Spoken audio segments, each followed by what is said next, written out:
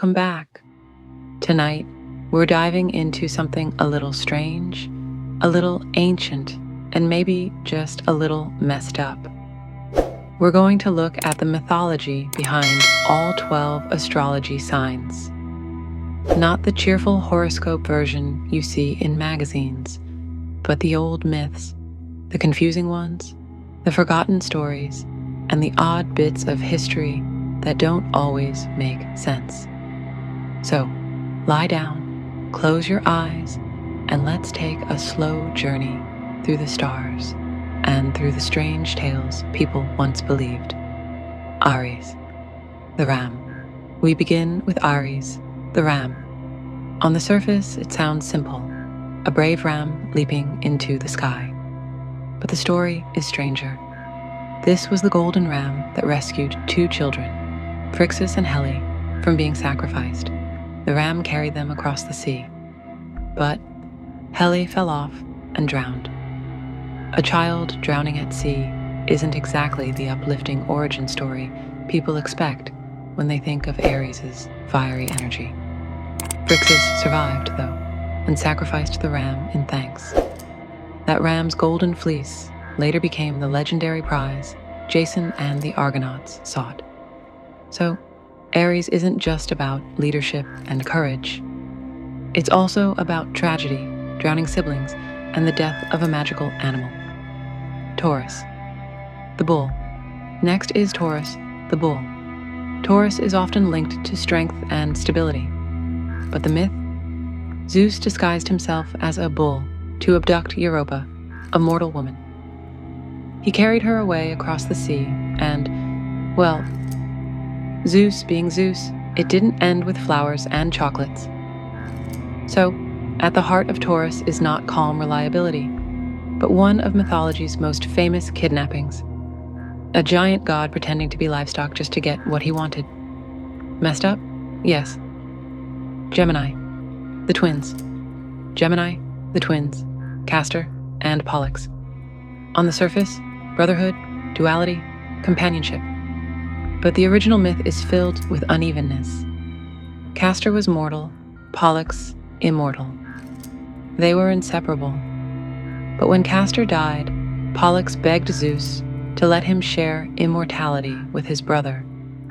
Zeus agreed, but with a twist. The twins would have to spend eternity switching places. One day together in Olympus, the next in the underworld. Forever cycling, never truly free. So Gemini isn't just the twins. It's a story of separation, grief, and the strange idea of eternal partial togetherness. Cancer. The crab Cancer is one of the weirdest. In the story of Hercules battling the Hydra, Hera, who hated Hercules, sent a giant crab to distract him. This brave crab scuttled up, pinched Hercules' foot, and tried to fight a demigod. What happened? Hercules crushed it instantly. That was the end. But Hera felt bad for the crab and rewarded its pointless sacrifice by placing it in the stars. So the constellation Cancer represents a creature that got stepped on, a cosmic participation trophy. Leo, the lion. Leo is tied to the Nemean lion, another monster Hercules had to kill. This wasn't just any lion. Its fur was impenetrable. No weapon could pierce it. Hercules eventually strangled the beast with his bare hands. Afterward, he wore its skin as armor. So Leo, symbol of pride and majesty, comes from a story of violent strangulation and trophy wearing. Ancient myths were less about daily horoscopes and more about, well, bragging rights. Virgo, the maiden Virgo, is often shown as a maiden holding wheat. But her myth, not so simple. She's sometimes linked to Astrea, the goddess of innocence, who lived among humans during the Golden Age. But when humanity grew corrupt and violent, she fled back to the heavens, disgusted by mankind. So Virgo's roots aren't about helpful organization or purity, but about running away from humanity because people were unbearable. Libra. The scales. Libra stands out because it's the only sign represented by an object rather than an animal or person. The scales were associated with Dike, goddess of justice. But here's the catch. In many early star charts, Libra wasn't even separate. It was just the claws of Scorpio. Only later did it become its own sign. So Libra, the sign of balance, began as leftover bug parts, the discarded claws of a giant scorpion. Scorpio, the scorpion. Speaking of scorpions, Scorpio's story is dramatic. Orion, the giant hunter, bragged he could kill every animal on Earth. The gods, annoyed by his arrogance, sent a scorpion to sting him. Orion died from a single sting. The scorpion and Orion were both placed in the sky, forever chasing each other. When one rises, the other sets. So Scorpio's cosmic destiny is basically eternal cat and mouse with a dead guy, Sagittarius. The archer, Sagittarius, is often seen as a centaur with a bow, but centaurs in Greek myth weren't wise teachers. Most were drunken, violent, and wild. The one exception was Chiron, the noble centaur. Some say Sagittarius honors him. But here's the twist. Chiron's story ends with him accidentally being struck by Hercules' poisoned arrow, suffering unbearable pain, and giving up his immortality to finally die. So Sagittarius, the archer, has roots in both chaos and suffering. Capricorn, the sea goat. Capricorn is one of the strangest signs, half goat, half fish. Why? It comes from the god Pan. When the monster Typhon attacked the gods, Pan tried to escape by jumping into the Nile. Only half his body transformed into a fish. The other half stayed goat. So Capricorn is literally a panic-induced half-transformation mistake, a god who botched his shapeshift.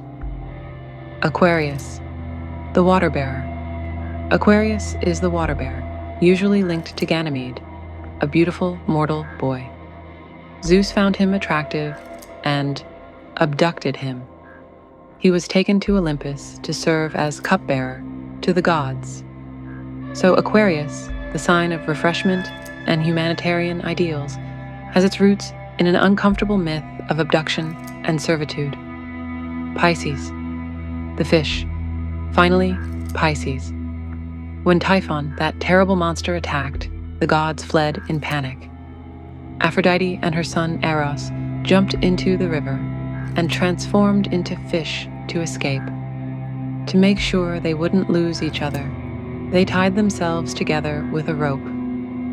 That rope became the constellation Pisces. So Pisces isn't just dreamy and mystical. It's literally two gods panicking and running away, tied together so they wouldn't get lost. But the truth is, the sky's patterns never really end.